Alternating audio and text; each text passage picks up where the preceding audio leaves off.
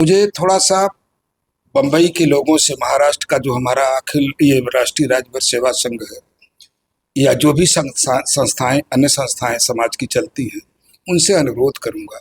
अब उस लड़की के दर्द को देखते हुए, चूंकि यहाँ हम शेड्यूल ट्राइब में हैं और यहाँ के जो डोमिसाइल सर्टिफिकेट है, स्टेट की जो पॉलिसी है महाराष्ट्र गवर्नमेंट की, उसमें मेरे समझ से 1950 का 1950 का डोमिसाइल निवास रहेगा।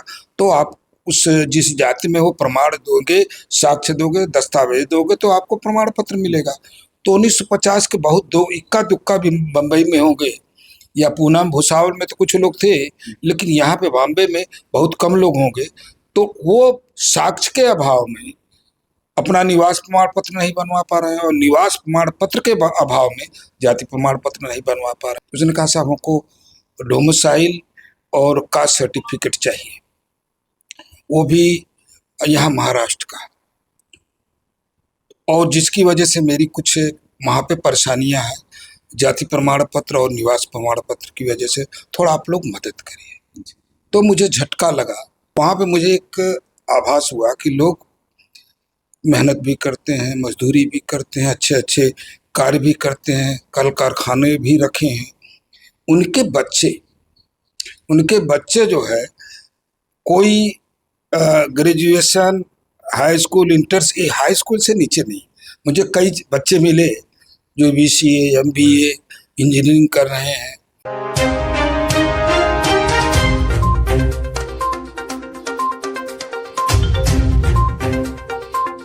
नमस्कार, स्वागत है राजभर एक्सप्रेस में। इस समय मुंबई घाटकोपर में है और हमारे साथ है राजभर समाज के दो महान हस्ती हैं, जिन्होंने राजभर समाज के विकास के लिए अपना पूरा जीवन न्यौछावर कर दिया और अभी तक राजभर समाज के इतिहास के साथ राजभर समाज के विकास के लिए हमेशा अभी तक तत्पर हैं।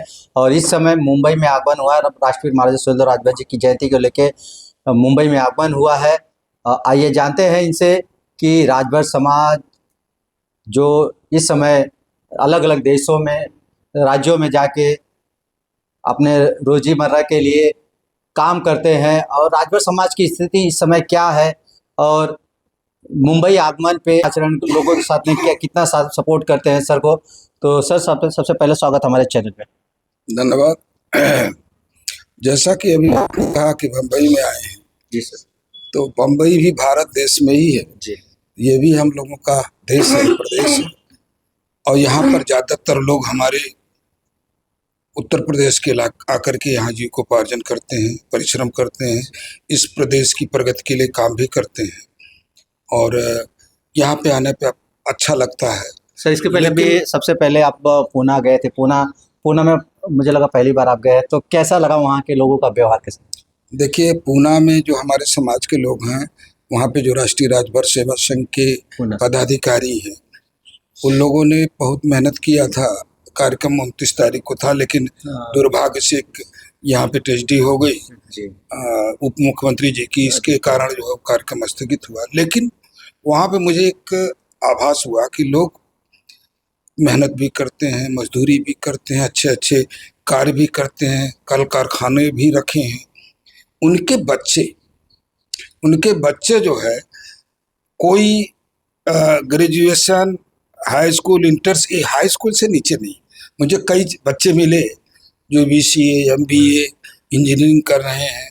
एक लड़की मिली हमारे मूलतः गाजीपुर की है, और संजोग से वो ननिहाल है, हमारे माननीय दूधनाथ राजभर जी जो पूर्व विधायक अपने हैं, उन्हीं के पट्टीदारी में। मुझे थोड़ा सा बम्बई के लोगों से, महाराष्ट्र का जो हमारा अखिल ये राष्ट्रीय राजभर सेवा संघ है, या जो भी संस्थाएं, अन्य संस्थाएं समाज की चलती हैं, उनसे अनुरोध करूंगा। वो लड़की जब बताई MBBS की है, रूस की है, जॉर्जिया से की है, विदेश से की, तो उसने कहा कि साहब हम लोग मिले, उसका मनोबल भी बढ़ा है। उसने कहा साहब हमको डोमिसाइल और कास्ट सर्टिफिकेट चाहिए, वो भी यहाँ महाराष्ट्र का, और जिसकी वजह से मेरी कुछ वहाँ पे परेशानियाँ हैं जाति प्रमाण पत्र और निवास प्रमाण पत्र की वजह से। थोड़ा आप लोग मदद करिए। तो मुझे झटका लगा, चूँकि आप भी जान रहे हो कि हम उत्तर प्रदेश में ओबीसी में हैं जी। और भर राजभर दोनों हैं राज्य की लिस्ट में, लेकिन केंद्र की लिस्ट में सिर्फ भर है। और महाराष्ट्र में जो भर है, जिसको भार भी कहा गया, अब बता रहे हैं कि नोटिफिकेशन हुआ भर के लिए, लेकिन मुझे तो नहीं अभी मालूम हुआ। तो भार जो शब्द है वो यहाँ पे गोंड समुदाय है, GOND, गोंड समुदाय वो कम्युनिटी है।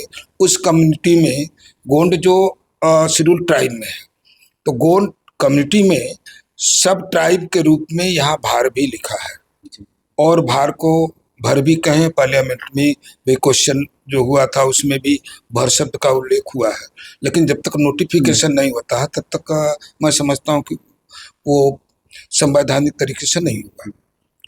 अब उस लड़की के दर्द को देखते हुए, चूंकि यहाँ हम शेड्यूल ट्राइब में हैं और यहाँ के जो डोमिसाइल सर्टिफिकेट है, स्टेट की जो पॉलिसी है महाराष्ट्र गवर्नमेंट की, उसमें मेरे समझ से 1950 का 1950 का डोमिसाइल निवास रहेगा। तो आप उस जिस जाति में हो प्रमाण दोगे, साक्ष्य दोगे, दस्तावेज दोगे तो आपको प्रमाण पत्र मिलेगा। तो 1950 के बहुत दो इक्का दुक्का भी बम्बई में होंगे या पूना भुसावल में तो कुछ लोग थे, लेकिन यहाँ पे बॉम्बे में बहुत कम लोग होंगे। तो वो साक्ष्य के अभाव में अपना निवास प्रमाण पत्र नहीं बनवा पा रहे हैं और निवास प्रमाण पत्र के अभाव में जाति प्रमाण पत्र नहीं बनवा पा रहे हैं। तो ये बहुत बड़ी समस्या है, ये बहुत बड़ी समस्या है। इसको हमारे संगठन के या हमारे जो प्रबुद्ध वर्ग के लोग हैं, जो संस्था के लोग हैं, समाज के जो जागरूक लोग हैं, माननीय जनप्रतिनिधिगण हैं, उनको संज्ञान लेना चाहिए कि अगर हम मान लिए हम शेड्यूल ट्राइब में हैं भर करके, और यहाँ हमारे टाइटल लोग राजभर भी लिखते हैं, कई लोगों का गांव में राजभर के नाम से ओबीसी का सर्टिफिकेट भी बना है, लेकिन हमारे जो राजभर लिखते हैं जो 1950 के पहले के नहीं, वो कहाँ जाएंगे बच्चे। अभी मान लीजिए हम डोमिसाइल अभी इस 10 साल 15 साल का बनवा लेते हैं कि यहाँ से हम निवास कर रहे हैं, तो हमारी आने वाली पूरी 1950 का काउंट होगा, तो हमारे लोग तो सफ़र कर जाएंगे। तो बच्चों के सफ़र के लिए तो हमको आपको कहीं ना कहीं कुछ सोचना होगा कि हम या तो जैसे हम भर हैं शेड्यूल ट्राइब में हैं, तो एक वहाँ जो कमीशन है, जो वैधानिक प्रक्रिया है कि कैसे हम सिनोनिम्स को उसको जोड़ें। भर है तो उसके साथ राजभर कैसे जोड़ा जाए। यहाँ का स्टेट गवर्नमेंट का प्रपोजल जाएगा सेंट्रल को, सेंट्रल फिर भेजेगा SC/ST कमीशन को, फिर भेजेगा मिनिस्ट्री में, फिर पार्लियामेंट में अमेंडमेंट के लिए जाएगा, फिर प्रेसिडेंट के यहाँ जाएगा नोटिफिकेशन के लिए। तो इस पे गंभीर विषय है, इस पे चिंतन करना चाहिए। आप जयंती मनावे बहुत अच्छी बात है, इतिहास को संरक्षण करें ये बहुत अच्छी बात है, लेकिन जो हमारा वैधानिक अधिकार है, जिसके वजह से हमको कुछ मूलभूत जो हमारी समस्याएं हैं या जो हमको आवश्यकताएं हैं संविधान के दायरे में रह के हमको क्या मिल सकता है, कैसे हम प्राप्त करेंगे, इस पे भी संस्था के लोगों को विचार करना चाहिए। तो मैं अपील करूंगा यहाँ के बम्बई के जितने भी समाज के अपने राजभर समाज के भाई हैं, चिंतक हैं, लेखक हैं या राजनीतिज्ञ हैं, समाज सेवी है, संस्था के पदाधिकारी हैं, ऐसे लोग मिल करके यह निर्णय करें कि अगर हम शेड्यूल ट्राइब में हैं, यहाँ स्वाभाविक है शासनादेश है, तो फिर हम राजभर जो हमारे बच्चे आज लिख करके पढ़ रहे हैं तो उनको कोई जाति प्रमाण पत्र नहीं मिल रहा है, कोई निवास प्रमाण पत्र में नहीं मिल रहा है और स्टेट गवर्नमेंट की पॉलिसी में शिथिलता हो नहीं रही है, तो कौन सा ऐसा रास्ता अख्तियार किया जाए, शासन में पहल की जाए। क्योंकि हम लोग तो परदेशी हो गए यहाँ, तो परदेशी होने के नाते यहाँ के लोग भी हमारा जो जिस सूची में है वो लोग विरोध भी कर सकते हैं। तो कैसे कन्विंस करके उनको, गवर्नमेंट को कैसे कन्विंस करें कि भर राजभर दोनों इंक्लूड हो।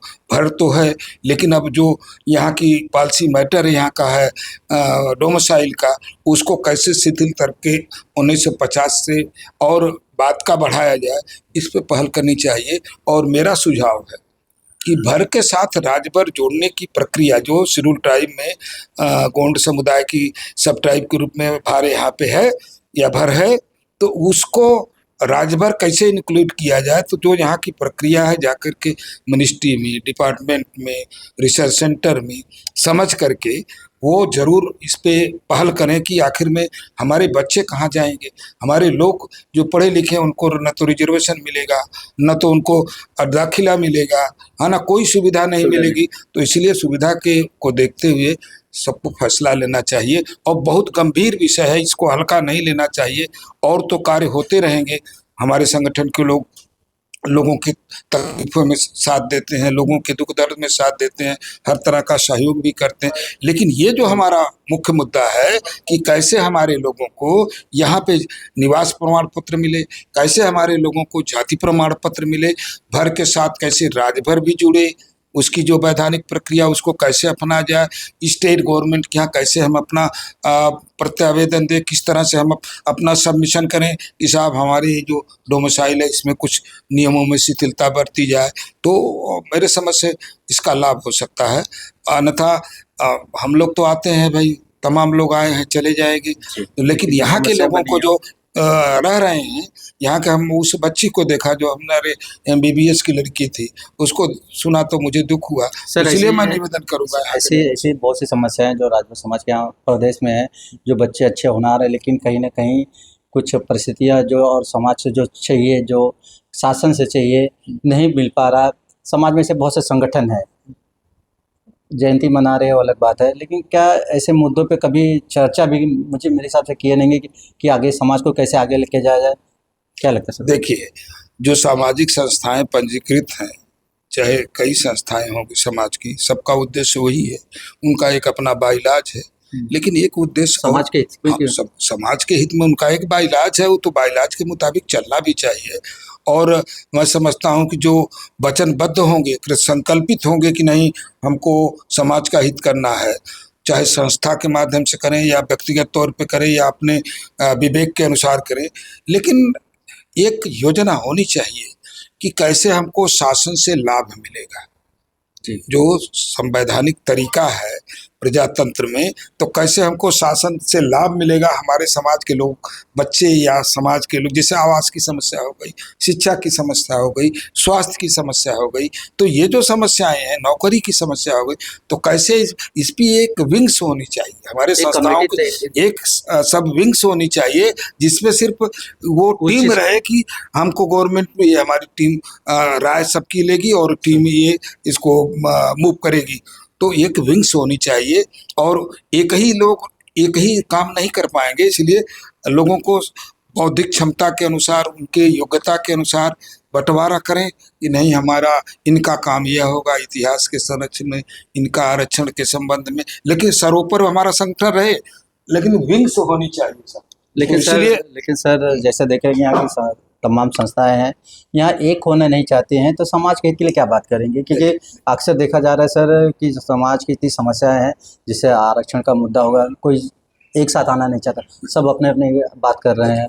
5 अंगुलियां हैं, बराबर नहीं है ना। हाँ, लेकिन तो समाज इतना बड़ा समुदाय है तो भी विचार में भिन्नता हो सकती, लेकिन उद्देश्य होगा कि हम इकट्ठा हो, एकत्रित हो, संगठन बनावे और संगठन बना के संघर्ष करें, लेकिन अपने में संघर्ष ना करें, वो मेन दिक्कत अपने जुर्म जाति के खिलाफ संघर्ष लोग अपने में ही संघर्ष कर रहे हैं। समाज संगठन बनते हैं तो कहीं ना कहीं समाज हित के लिए बनाए जाते हैं, लेकिन जब समाज बन जाए, सब संगठन बन जाता है, फिर अपने व्यक्तिगत फायदे के लिए उस चीज़ को चलाया जाता है, जो कि कहीं ना कहीं समाज को पीछे लेके जा रहा है। देखिए, संगठन जो बनाए हैं साथी, अपना रोजी रोटी भी कर रहे हैं, समय निकाल करके संगठन में काम भी कर रहे हैं। अब जैसे हमारे साथ वीरेंद्र जी बैठे हैं, चंदन जी बैठे हैं, हमारे दिनेश जी बैठे हैं, अपने क्या नाम है, सुनील जी बैठे हैं, आप अखिलेश जी हैं, आप विजय जी हैं, MB साहब हैं, तो ये लोग, हम लोग भी बैठे हैं, तो किस लिए बैठे कि एक उद्देश्य होगा कि अपना पेट पर्दा भी चलावें, रोजी रोटी भी करें, घर परिवार भी देखें, लेकिन जब समय थोड़ा मिलता है तो समाज के लिए 2 कदम चलें। और 2 कदम कोई आसान नहीं है, तो हमारी जिम्मेदारी, हमारा नैतिक कर्तव्य है कि जब समय मिलता है तो 2 कदम चलना चाहिए। या कोई जैसे आप लोग कोई संस्था आ गई, नहीं, संस्था की मैं बात नहीं कर रहा, जैसे कि आपने जब आज उस लड़की की पीड़ा आपने समझी, क्या सर वैसे ही संगठन भी ऐसे तमाम मुद्दे हैं, पीड़ा से एक बार सुनेंगे लेकिन फिर बाद में उस चीज़ को बोल जाते हैं। मैं तो उस लड़की की पीड़ा के पहले ही, हम MB जी और हमारे वहाँ पुणे शाखा के लोग भी हमारे साथ गए, हम जो संवैधानिक संस्थाएं हैं उन लोगों से मिल भी लिए, सब देख भी लिए क्या हुआ है क्या नहीं हुआ है। लेकिन यहाँ के संस्था के लोगों से कहता हूँ कि आप लोग भी पहल करो, काम आपको करना है। हम लोगों को तो चूंकि हम भी रहे हैं गवर्नमेंट में तो जानते हैं कि वैधानिक प्रक्रिया क्या है, तो हमसे ज़्यादा यहाँ विद्वान लोग बैठे हैं, तो उनको भी सोचना चाहिए और एक प्लान बनानी चाहिए योजनाबद्ध तरीके से कि कैसे उस कार्य को हम आगे बढ़ाएं, हमारे लोग कैसे लाभान्वित होंगे। और इतिहास तो बनता बिगड़ता रहेगा, लेकिन हमारे लोगों को तात्कालिक लाभ कैसे मिलेगा, आने वाली पीढ़ी को हम दे के क्या जा रहे हैं, इस पे भी हमको विचार करना चाहिए। तो संस्था के लोगों से मैं यहाँ महाराष्ट्र में जितनी भी संस्थाएं हैं, जितने भी पदाधिकारी हैं, प्रार्थना करूँगा, अपील करूँगा कि आप लोग इस जो संवैधानिक जो हमको मिलना चाहिए लाभ कैसे मिलेगा, यहाँ पे हमको निवास की समस्या, आरक्षण की समस्या ये कैसे हल होगी, इस पे एक सेमिनार रखें। और ये नहीं कि पंचम राजभर का रहा तो ये इन्हीं वाली बात मानी जाए, नहीं, वहाँ तमाम ऐसे विद्वान होंगे जो वैधानिक जो प्रोसीडिंग है, प्रक्रिया है, उसके अनुसार चलें और कहाँ कहाँ हमारी कमजोरी, उस कमजोरी को कैसे दूर करें और दूर करके किस फोरम पे हम अपनी बात को रखें, ये करना चाहिए। मेरी अपील है कि जरूर हमारी प्रार्थना को स्वीकार यहाँ के संगठन के लोग, समाज के लोग जो हमारे उत्तर प्रदेश से या बिहार से कहीं से चल के आए, जो वहाँ निवासरत हैं, जरूर इस पे विचार करेंगे। ऐसा अभी तक कितने संगठन से आप लोग की बात हो चुकी है, जो चर्चा? नहीं, मैं तो सामूहिक रूप से आपसे कर रहा हूँ, किसी व्यक्तिगत, हमारा तो हम लोग तो सबका सम्मान करते हैं, जो जितनी संस्थाएं हैं सब लोग परिचित हैं, कोई हमारा परिचित नहीं है, सबका सम्मान करते हैं, वो लोग भी हम लोगों को यथायोग्य सम्मान करते हैं। तो हमारा किसी व्यक्ति विशेष से नहीं, लेकिन सामूहिक रूप से जितनी संस्थाएं हैं, जितने पदाधिकारी, उन लोगों से अपील कर रहा हूँ कि इस एक बिंदु पे जरूर गंभीरता से विचार करिए और जल्दी विचार करके कहीं न कहीं कोई रास्ता निकालिए। जहां हम लोगों की आवश्यकता होगी वहां अधिकारियों से वार्ता करने की, या कहीं हम लोगों के अगर शरीर काम आती है तो हम लोग भी हर तरह से तैयार रहेंगे। मैं और हमारे आदरणीय एमपी राजभर जी, पता लगा कि अखिलेश जी का आज जन्मदिन है, हमारे जितने यहाँ साथी बैठे सब लोगों ने बहुत बहुत शुभकामना दी। आप दीर्घायु होइए, हम स्वस्थ रहिए, मस्त रहिए और आगे बढ़िए, हमारी बहुत बहुत शुभकामनाएं हैं। धन्यवाद सर। साहब की हमारी दो धन्यवाद सर। तो राजभर समाज में जो यूपी से चल के दूसरे राज्यों में कमाने के लिए आए हैं, अपने रोजी रोटी के लिए आए हैं, तमाम समस्याएं हैं राजभर समाज की। सर का कहना है कि समाज के जितने भी संगठन हैं, एक मंच पे आके राजभर सरकार से जो भी संवैधानिक से जो लाभ मिलना चाहिए राजभर समाज को, चाहे आरक्षण हो गया, चाहे निवास प्रमाण पत्र, जैसे 1950 का जो यहाँ का निवास प्रमाण पत्र चाहिए, तो उस हिसाब से लोग जितने भी संगठन हैं मिल के कहीं ना कहीं राजभर समाज के विकास के काम करें, ताकि समाज को फ़ायदा मिल सके और जो लोग अच्छे टैलेंटेड लोग हैं उनको एक उनके मंजिल तक पहुंचने का रास्ता मिल सके। तो ये हमारी वीडियो आपको कैसे लगी जरूर कमेंट बॉक्स में बताएं। अगर चैनल पे नहीं तो चैनल सब्सक्राइब करना ना भूलिए। मिलते हैं किसी अगली वीडियो में। जय हिंद, जय भारत। अगर आप चैनल पे नए हो तो चैनल को सब्सक्राइब करना ना भूले। वीडियो को ज़्यादा से ज़्यादा शेयर कीजिए।